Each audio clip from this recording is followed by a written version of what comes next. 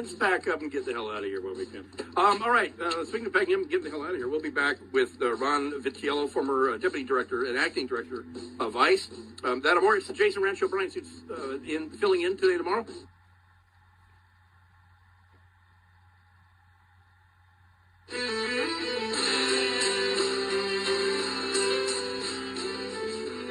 Welcome back to the JASON RANTZ Show. Bryan Suits filling in from Los Angeles here on AM 770 KTTH.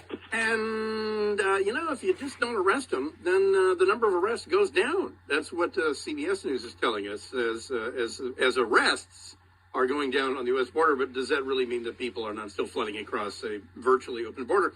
Our guest, Ron Vitiello, a former Deputy Director and former Acting Director of U.S. Immigration and Customs Enforcement, previously Acting Deputy Commissioner of the U.S. Customs and Border Protection, a lot of time as a Chief Patrol Agent for the Rio Grande Valley, also did his Vermont time. So Ron Vitiello joins us. Ron, thanks for coming on the JASON RANTZ Show. But I'm Bryan. Yeah, it's great to be with you, Bryan. Being close to the issue here in LA, I get an impact from it. But can you characterize for us the nature of what happens when people who are not arrested cross that border? Because here in LA, 2 guys were just convicted for driving vans to Texas, filling them with people, bringing them back to houses that they were squatting in, and then handing the phone to all these guys and telling them, call your relatives because we need $20,000 from you and from him and him and him and him and him. That's part of the side effect. But just describe the nature of what happens when people cross over illegally. Well, it's like any other crime. If the police don't enforce the law, then people are not. There's no consequence to committing a crime. So if you let people come to the border, now in the situation where you've got more than 40% of the Border Patrol doing the care and comfort and processing mission versus patrolling that border, the likelihood of you being arrested at the border is quite low, right? You got a better than 40% chance of escaping without detection. And then many of the people who are caught and detained have young children with them, and all the children that are alone are being released. And so what that does is it encourages them to, when they settle in places like Los Angeles, where you are, or Seattle, or Dallas, Texas, that they call home and they tell all of their friends and relatives that we've gone soft. The Americans have gone soft at the border. If you're going to come, now is the time.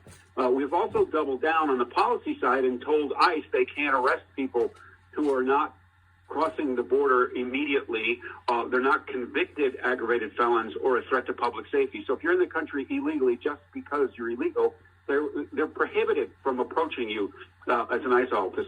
And then we're talking rhetorically about giving amnesty to every person that's in the country illegally. And so we've encouraged everybody that's in the third world or near the third world to come because we've gone soft at the border.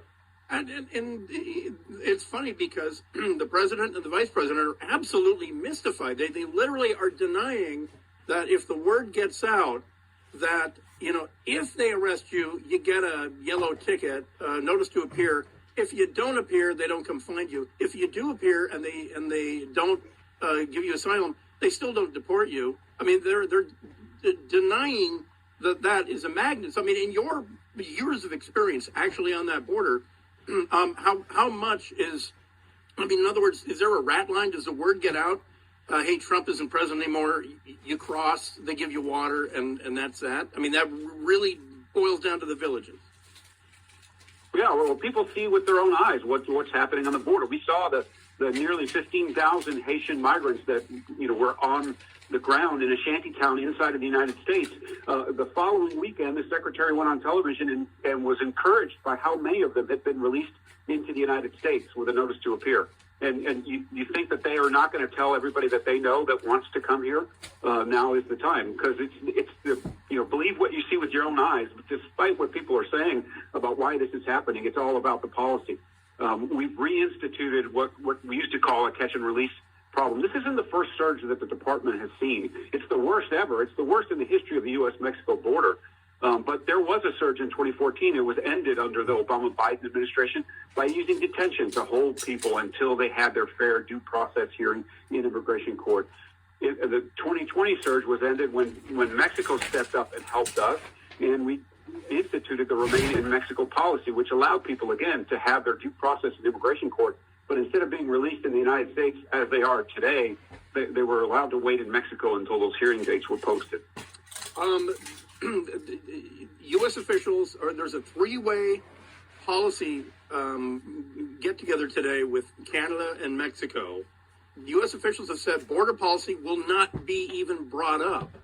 So what does that tell you about the priority with this administration and the border, Ron? Well, obviously they don't care to fix this problem. And, Mexico did a lot under the last administration because they were essentially threatened with sanctions and a deterioration of the NAFTA Accords. And now, why would they help us? Our own policy is encouraging people to come here. Why would Mexico step up to try to help us secure that border? Yeah. They never did before until they were sort of forced into it. And now they would be laughing at the request because our policy is encouraging this flow.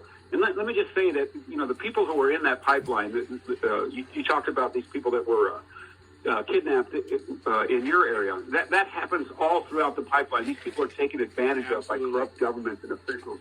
All right, Ron Vitiello, thanks for joining us. We're up against our break. Sorry to cut you off short. This is the JASON RANTZ Show. Bryan Suits in here. When we come back, the USS Connecticut coming back to Bangor, ? Congressman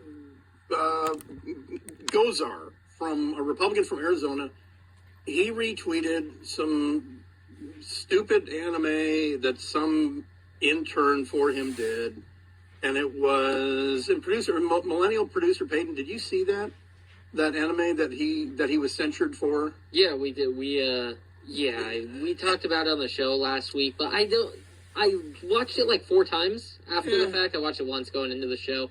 I never saw an actual face of AOC. It's a microsecond. It's a jump cut microsecond. She's in there, but I sent the hounds at him for a microsecond. Yeah, but it just wasn't good. And I mean, bottom line, you're not going to get the Gen Zs because you're not going to. An old guy tweeting on anime mashup is not really how you're going to talk to the hello fellow kids and and all that. But regardless. Let's be honest, if a Democrat did that, if, we went crazy when Kathy Griffin posed with a fake severed head of Donald Trump. Okay, so I get it. Those are the rules, and the guy broke the rules. So they did censure him. First congressperson censured in a long time or whatever. But like I say, it was over something stupid. It was a dumb little. It's not going to make anyone who likes anime go, wow, now I'm really engaged in politics. Who is this whippersnapper Gozar? I'm going to look right into him. But everybody got the mic for 2 minutes, 1 minute, whatever. Lauren Boebert, if you don't know her, she is the AR-15 toting. In fact, her Twitter bio says that she owns some.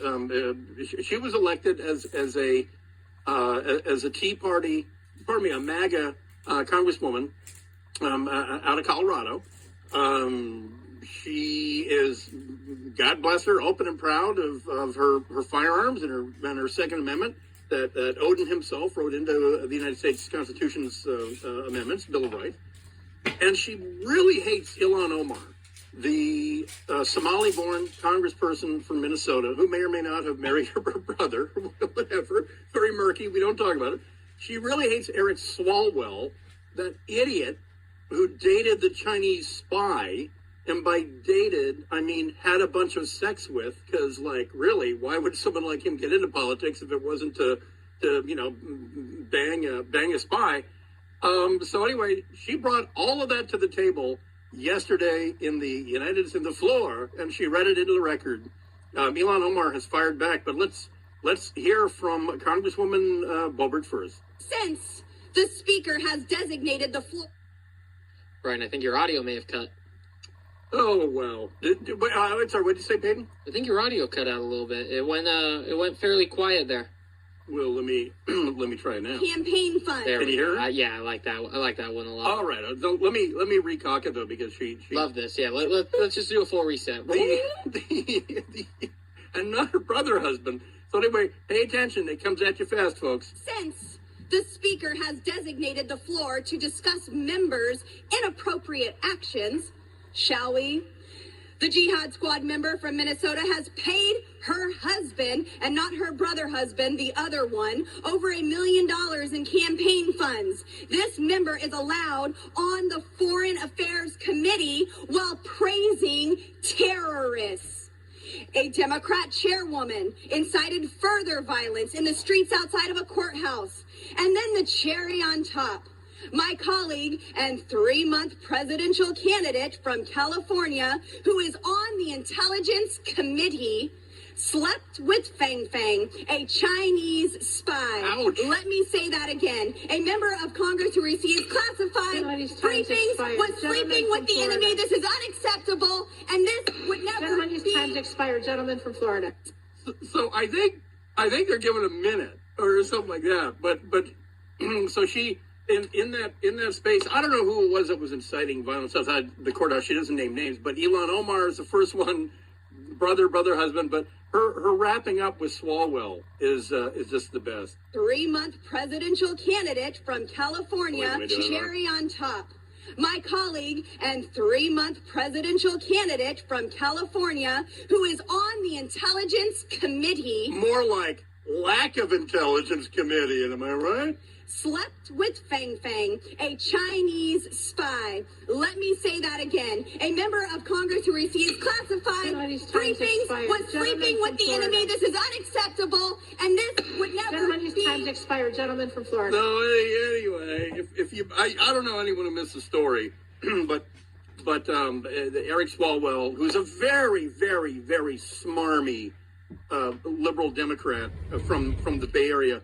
This is the guy who, as part of some post-shooting gun debate, he had said on Twitter, because people were saying, an armed citizenry is sort of the backstop for freedom, really is sort of the spirit of the Second Amendment, is that, the government's not afraid of armed citizens. And he said, well, you know what are you going to do? I mean, we have nuclear weapons. And he split it up to like, we, the government, you armed citizens with your AR-15s. What are you going to do against us? We have nuclear weapons. This is really the guy that said that. He really actually said that. Not that early in his career, but a few years ago, this woman was sent by the Chinese Ministry for State Security, the MSS, to come to America and do nothing but get in bed with politicians. This is the Chinese. The Russians were great at honey traps. They were great. We find it little unseemly. The Russian rule was, if it gets information or we can blackmail someone, hell yes, do it. So they did. The Chinese have turned that up to 11. And I know a guy who frequently, when the president travels out of the country, they will augment the Secret Service detail, which is a real heavy footprint, with sometimes Army Special Forces and others and stuff like that, and they'll operate in civilian clothes. And so this one chap that I know was part of this one part of the Army that concentrated on Central America and South America. And so they were subject matter experts, and they've been, operating on the ground in this country or that country. And they were on a detail like that, so they got to wear their khakis and their polo shirts and the whole thing. And they were put up in a nice hotel adjacent to the hotel where the Secret Service guys were staying. And he said the parade of young Chinese women in this country that was not China was stunning. They were in Bogota, by the way, in Colombia. But he said all of a sudden the hotel bar was filled with very attractive, some would say, I'm no judge, very attractive young Chinese women. And they were not there for a convention. And they're very good at it. And Swalwell, this dolt, fell for it. And I mean, she had the thinnest of cover stories. It was, I'm here attending Stanislaus State or, Cal Berkeley or whatever and learning your political system. So yeah, he slept with her a bunch, but, and she probably moved on for one big reason. He wasn't married. There was no blackmail that she could get on the guy. And I mean, if she released pictures, and she was, you can Google her. You can Google Eric Swalwell, Chinese spy, and you'll get these pictures taken at his campaign events and stuff like that. And again, if I were a sexist pig, I might characterize her as highly attractive. And so it's the kind of thing where if she released pictures of her and him having sex, he'd be like, hey, can I get that laminated? Am I right? All right, we'll take a break, come back right after this. The USS Connecticut, based out of Bangor, is it coming back to Bangor? We do know it's left Guam. More on that here in just a second. It is the Jason Rantz Show. Bryan Suits filling in. It's the Jason Rantz Show. Bryan Suits filling in for Jason and the USS Connecticut, a Seawolf class fast attack submarine based out of Bangor, which is now has some acronym names, like whatever the South Puget Sound Naval something or other, but we know it as the Bangor submarine base. It collided with the Earth a few weeks ago. The Navy officially said it was a seamount, and that immediately it launched 1,000 speculations. And the assumption was, it must have it must have rear-ended a Chinese submarine or something like that. And it limped back to Guam. There's some pictures of the damage, and pretty significant damage. And apparently the pointy end of a submarine is where much of the business is done. And so it's going to need extensive repairs. So how does that help the families of the crew members there in Bangor? Now, obviously there's a lot of operational security about the movement of American submarines. And if they know something, they can't reveal something. But is it heading back to Bangor? Well, somebody I know who spent a few years in submarines for the U.S. Navy was pointing out that the most capable dry dock, which is where it needs to go, is in Pearl Harbor, and that the facilities to repair this sub probably don't exist at Bangor. Which, if you all recall the history of Bangor, it was originally just a ballistic missile base, and it has if you're on the Hood Canal Bridge going eastbound, you look to your right and you see that big barn, and that's where they physically put the missiles in the silos of the Ohio class ballistic missile subs, and by treaty. The tail of the sub has to jut out so that it can be counted by satellite. That's by treaty with the old Soviet Union. But so anyway, now they will base on the subs there now. But there's not extensive repair facilities. So the Navy is not confirming or denying this, but apparently the crew, it's going to go to Pearl Harbor, and then the crew is going to be flown back to the Puget Sound. And the sub is going to be repaired or something. But it's still a mystery about what did it hit. And what I never considered, because I said, yeah, a seamount. And I didn't buy that. And I'm like, well, if I was the Navy, I'd say, it collided with a seamount and not an underwater collision with a Chinese submarine or a Russian submarine or whatever. Well, a friend of mine with extensive experience in American submarines said, the bottom of the ocean is dynamic. And he said, yeah, if a volcano is erupting in La Palma, Spain, or Kilauea in Hawaii, he said, you bet there are mountains under sea that weren't there a year ago. That they don't check in at the front desk or something. Volcanoes are happening and volcanic activities happening at the bottom of the sea constantly. That is how terrain is made under the ocean, and that's how the Hawaiian Islands were made. So that was his explanation, was because I said, I don't know about you, but it seems to me that the floor of the ocean has been pretty well surveyed, has it not?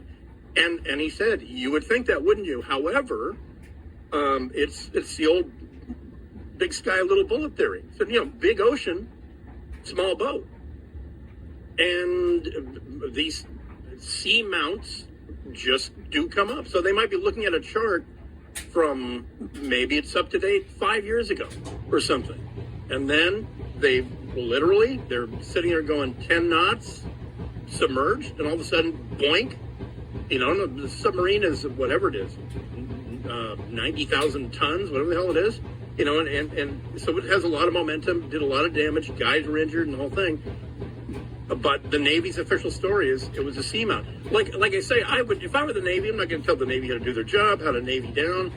I would just say, you might want to add a line to that and say, natural phenomena of volcanoes erupting without calling us and telling us where they are is a very common thing throughout the world's oceans, and that. And also, I mean, if you're unaware, submarines don't run around banging away actively, going ping, ping, ping, ping, ping. Because one of the unspoken missions of a submarine is to be undetected, and you'll find that shooting out active sonar like that gives up the ghost pretty quick. And so that's why the explanation is, it's possible that the skipper is, whoever the officer of the deck was, is looking at a chart, and it may be up to date and maybe 99.99% accurate, but now there's a seamount there. And I said, well, why aren't they looking out the window? And then he hung up on it. So there's that. I'm always leery about these kind of surveys. But what is? Okay, Peyton. I'll spoiler alert.